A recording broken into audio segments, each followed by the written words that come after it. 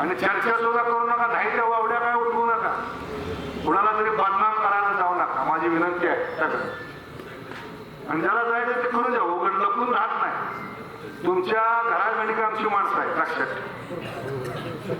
आणि आमची नाही फडणीस साहेबाची आम्हाला संध्याकाळी SMS येतोय मला समाधान दादाला की तुमचा कार्यकर्ता फलाना नंदू वाघमारे विरोधात काम करतोय. रात्री रोज आम्हाला मेसेज आहेत कुठल्या गावात कोणता कार्यकर्ता विरोधात काम करतोय. आणि ती भाजपची माणसं कुठे फिरते तुम्हाला कळत सुद्धा नाही. सहज तुम्ही बोलून जाता, तेवढाच मेसेज वर जातो, आमच्या गावाकडे SMS येतो की तुमचा कार्यकर्ता आहे त्याला सांभाळा, विरोधात काम करतोय, ते चुकीचं बोलतोय.